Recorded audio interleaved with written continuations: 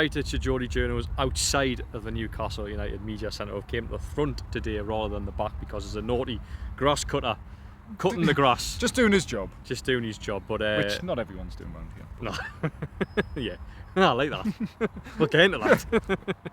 But yeah, we've been speaking to Eddie Howe this morning ahead of Saturday night Premier League clash away to Leeds United. Now that was just a part of the press conference.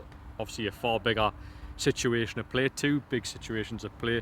The first being Newcastle United's imminent new German striker. I'm smiling here because I've been trying to pronounce his name off camera. Off camera, Jordan has got it right. Probably about 5 times in a row, so I'm intrigued to see how you... So, Stuttgart striker Nick Volter. I can't remember the last bit.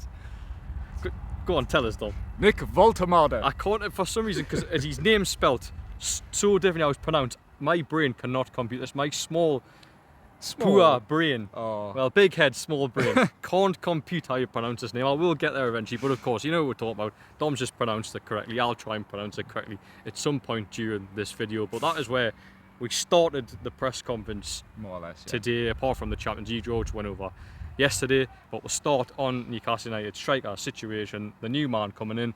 Dom, we went on the video yesterday. Your thoughts, before we discuss what Eddie Howe said, your thoughts on the signing as a whole? Yeah, I think it's nice to see. Look, from a media perspective, we want to cover every cough and splutter of every story. This one sort of came out the blue.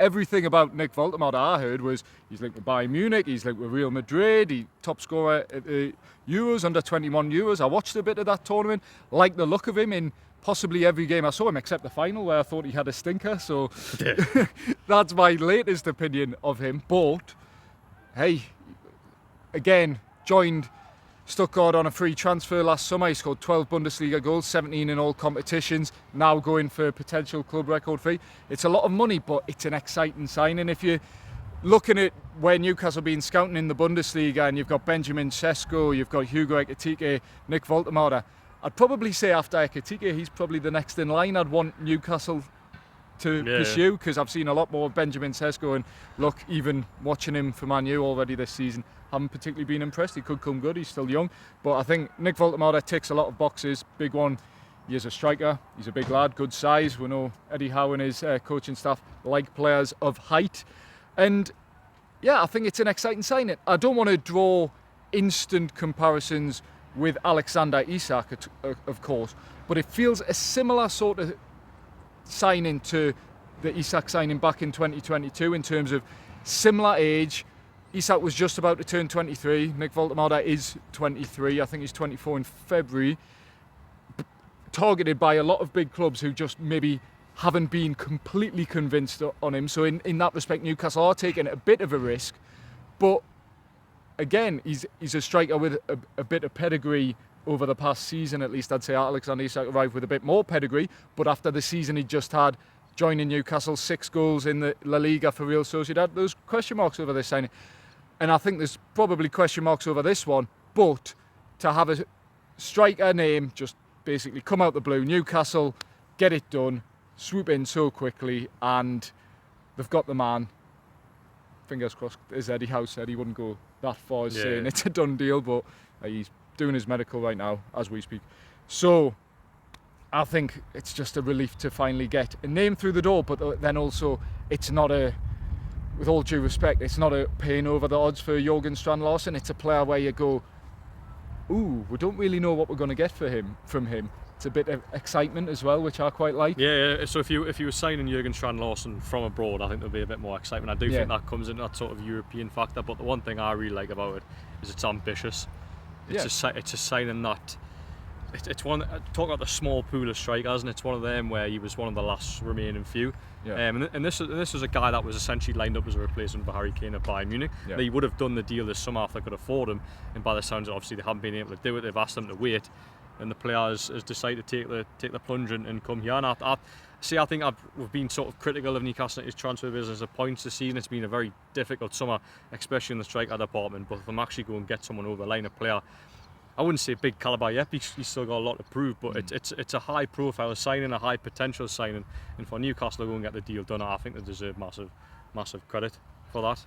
Definitely, and if we spoke previously about the potential of losing Alexander Isak, I think if Newcastle were to sign, they're going to sign Nick WOLTEMADE. If they bring in another striker and then you talk about recreating Alexander Isak's goals on the average, if you're bringing in two players who between them can score 30 goals, then your squad as a whole becomes a lot better, because Alexander Isak, for all his qualities, for all his goals, was probably a 70-minute player 75% of the time anyway. So if you can have more goals 100% of the time, percentages here. I'm thinking a bit all over the shop, but that's what I'm saying. Two strikers will be available for longer and can produce more goals for Newcastle United. So even in the situation Newcastle lose Alexander Isak, their squad as a whole can become stronger, despite losing a player who many would have said at the start of the summer was pretty much impossible to replace. Newcastle can end the window in a better situation. But I will say they still have to sign another striker, which Eddie Howe wouldn't rule out, but was like one step at a time. Yeah, so I think that's a key question everyone's asking now. So we know that WOLTEMADE get in. Yeah. will be through the door. Won't be involved against Leeds tomorrow, according to Eddie Howe, unless he throws the ultimate team news curveball, which he can do every so often. But he did say in that press conference that he wouldn't play because of things like he doesn't understand. It's pretty much the Premier League registration deadline has to be registered by 12 o'clock today. Which not going to happen. No, well, it's more or less, we're approaching 12 as we're filming this video. Still here now. So it's about half 11, 12 o'clock. So, unless that paperwork has been submitted, which Eddie Howe, about an hour, couple hours ago, hinted it hadn't been, medical still ongoing, I don't see that happening. Well, that's the question now. It's Alexander Isak's future. What implications does this have for Alexander Isak? Liverpool fresh quotes from Arne Slot this morning talking about Alexander Isak, and was sort of joking about the signing because he was asked about the implications. Reports or suggest I think Liverpool probably will come back with another bid now. I think that Newcastle have opened the door in that respect. They've always said that they would come back when Newcastle signed a striker. Of course, Newcastle have always said it would be two strikers before they would want to lose Isak, but it just feels, because of the profile of this player that they're signing, it just feels like it does open the door to Alexander Isak's departure. And I think ideally they still want two strikers, but I just have a feeling that even if they can't get a second striker, and I think that the Isak situation's gone. I think it's gone too far now, where it's to the beyond the point of no return. And I would be surprised if now, I know I've changed my stance on this several times, but I would be surprised now, even if Newcastle don't get a second striker, and that he's still here on September 2nd. Yeah, I think there's a few factors that need to line up, and a big one is the fact they've now brought a striker in for a decent sum of money who you'd back on reputation on the past season to lead the line and do a job. So in that respect, that box is ticked in terms of the circumstances that would see Alexander Isak leave the club. A then acceptable bid would have to come in from Liverpool, which again, everything being briefed by Liverpool would suggest that is going to happen, or a new bid is going to be submitted. Then it's up to Newcastle to accept it. But then the noises from Newcastle are that they're, like you've said, they're more receptive to potentially agreeing something. But I think it's almost a dead cert if they are able to bring in a second striker, which could be, who could it be? I don't know. That's what I mean, because the stance on Isak is, I think obviously if Newcastle didn't bring in a striker, he wasn't going to go. But I just think this loosens it a little bit, where it's like it changes the narrative as well. Like, I mean, 3 or 4 days ago, we were talking about the Isak situation. Now we're all excited again because there's a new man coming through the door. And I think in many fans' minds now, especially in my mind as well, Isak was always there, but now this new guy's coming in. He's not there for me anymore. And I just think, looking at the situation, I think you've got a player there, a top class player, done wonderful things to this football club. Of course, you want to keep him if you guarantee that version of him. Yeah. But that version's gone. Version's gone. He doesn't want to be here anymore. And realistically, how can you keep a player if he doesn't want to be here? Especially when now there's an alternative. Yeah, if Newcastle sign WOLTEMADE, they've got an alternative there now. So I think, I think he has to go. Like, the maximum fee now you can get from, I imagine, upwards of 130 million.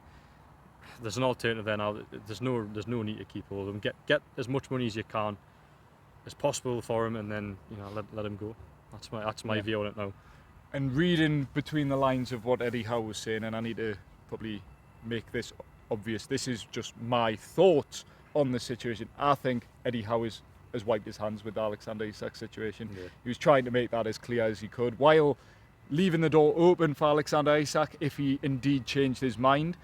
He said, look, there's a chance Alexander Isak and Nick WOLTEMADE could play together for Newcastle, but then it was quite tongue-in-cheek. He went, one's not available to us and one isn't our player. So like that gives you context of what he's saying, but wouldn't rule out those two players being available as you'd expect from him. But then also said he hasn't spoke to Alexander Isak for over 2 weeks now. He's not engaging with that Alexander Isak situation. Other people are handling that situation. Eddie Howe said his energy is best spent on the 25 players who want to play for Newcastle United.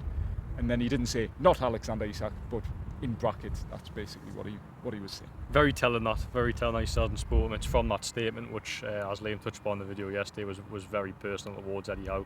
Some of the things in that when Isak was talking about people speaking about the situation, the only person that was speaking on the situation publicly from Newcastle point of view was Eddie Howe. And obviously since that statement's come out, we've had interventions from the ownership, PIF delegates, Jamie Rubin, and I do wonder if that conversation in midweek's just completely turned it, where it's like any hope Newcastle did have of trying to get Alexander Isak back in the building was blown out the water in midweek when Alexander Isak said he doesn't want to come back. So they've got a player in now. For me, regardless, even if Newcastle don't bring a second striker, I think sell him, get the maximum value as you can. Look, it's not an ideal situation because they're still realistically in the same position at the start of the window in terms of the striker position. But Alexander Isak has totally killed Newcastle's transfer window by taking the stance that he has, and his conduct has forced Newcastle into a decision. And always say player power wins, and I think on this occasion, as much as it pains us to say, player power should win on this occasion. He needs to go. There's no benefit in having him around the football club when he's got that attitude. Exactly, and then that drags a narrative on that Eddie Howe doesn't want to keep dragging on. If Alexander Isak stays, it's every question, whether you like it or not, people are still asking about Alexander Isak, people are still writing about Alexander Isak, and there'll still be a bit of that for the next month or so. But realistically, if Alexander Isak leaves the club, that eventually dies, that situation, in terms of the narrative surrounding Newcastle United. If he's still at the club and he's still not playing, you can bet every pre-match press conference Eddie Howe's been asked about Alexander Isak, which nobody wants really after the transfer window.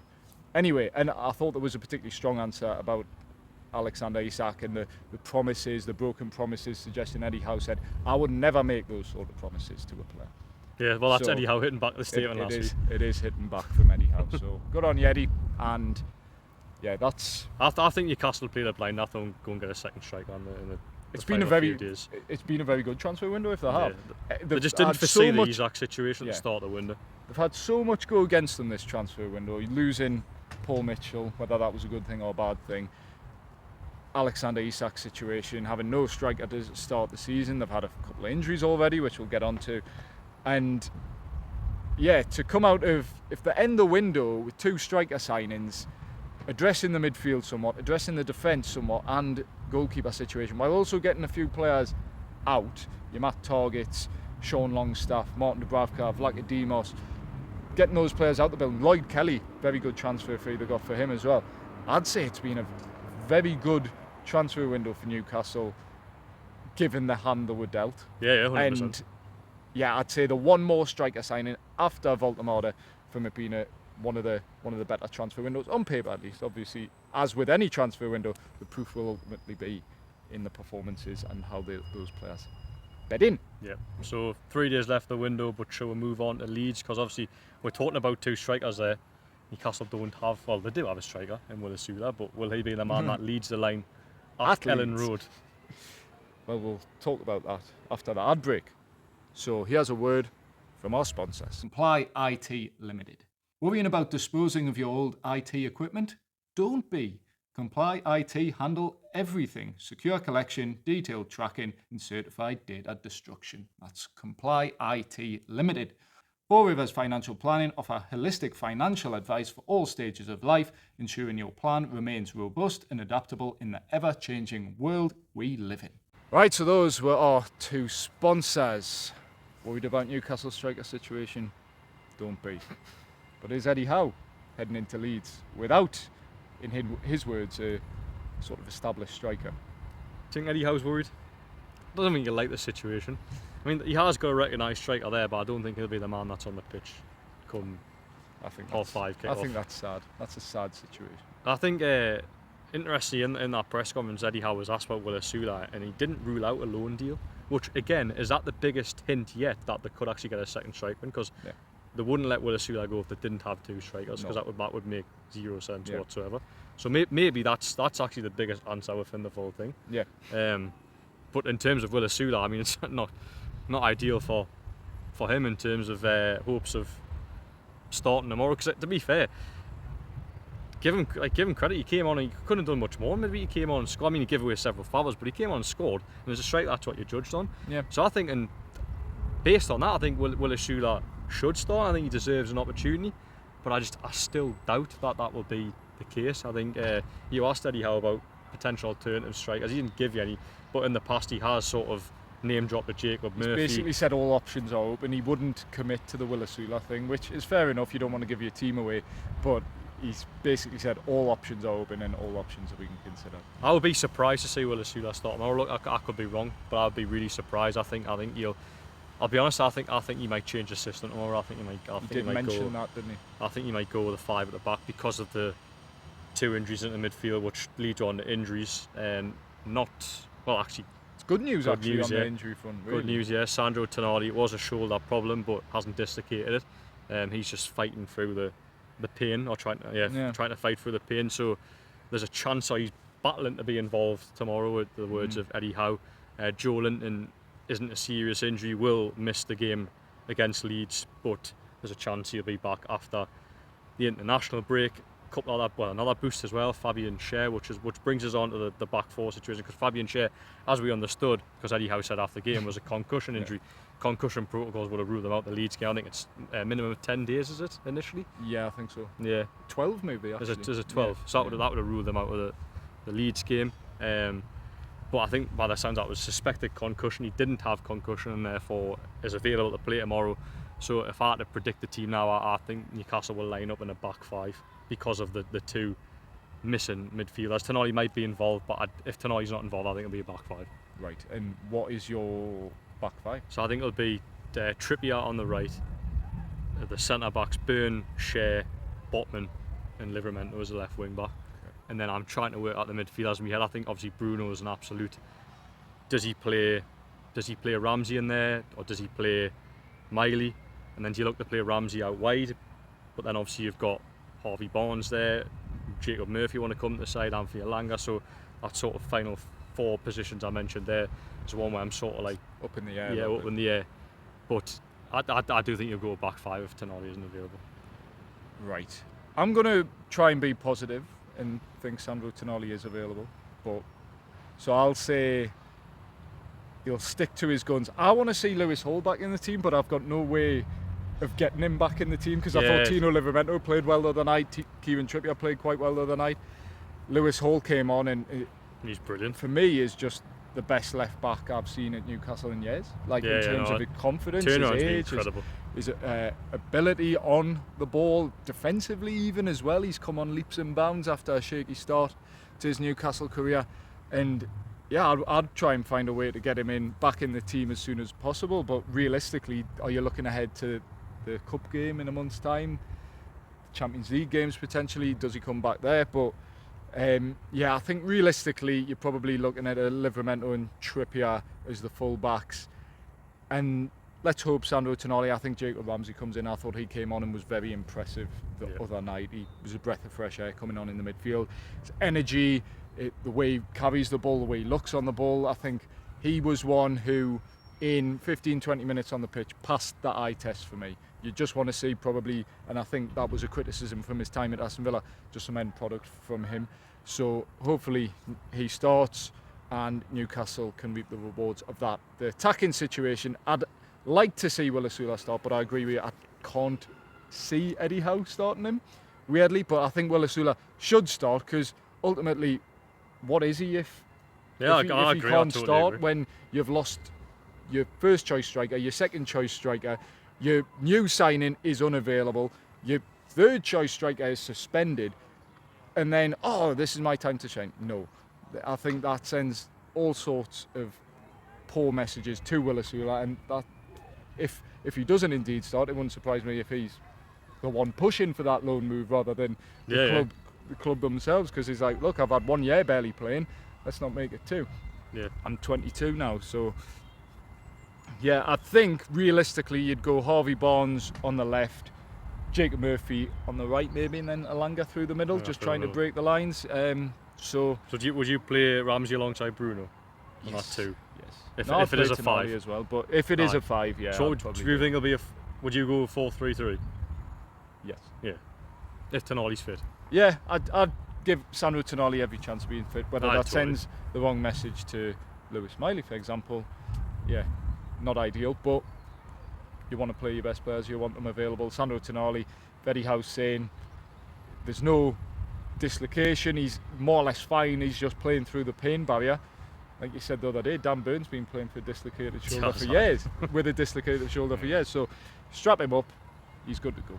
I think if Tonali can't play, he will, because I mean the other night he's running around with one arm, wasn't he? So I hope he is fit, because he's massive. I think that's probably the biggest absence he can take out of that team. Controversial maybe Bruno as well, but just what he gives you in that midfield, Tonali, especially away from home, he just puts out fires. Yeah. So I hope he is fit, but it's actually all the noise. After all the noise, you're looking at the 2 results, and Newcastle only picked up 1 point. And I know they've played well in those games, but if you were to go in the international break with,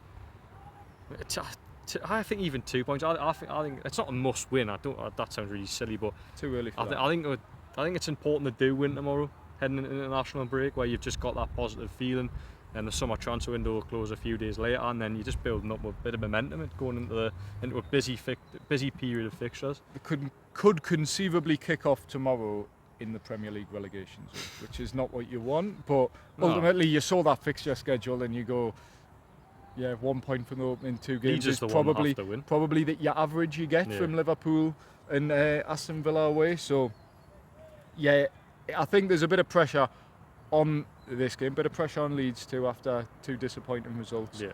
So yeah, it's always an interesting game down at Leeds. It's always a tough place to go. Even when Leeds have struggled and got relegated, it's been a tough place to go. So we'll be down there at Ellen Road. It'll be a good game. We'll see Sean Longstaff again, which is always nice. Friend of the channel, maybe not anymore. Last time I was at Ellen Road, I seen David Platt from Coronation Street, so I'm really hoping I get to see him again. You were buzzing. I really was. Did you send me that image? I'll put it on the video. Yes, I've never, honestly, smiling out. I know. Up here, man. You've met some of the biggest names in football. Stood shoulder to shoulder with them. Not a single picture. David Platt from Coronation Street. What's his real name? He won Big Brother. Jack P. Shepherd. Right. I was shaking when I see him. It's like all round like this.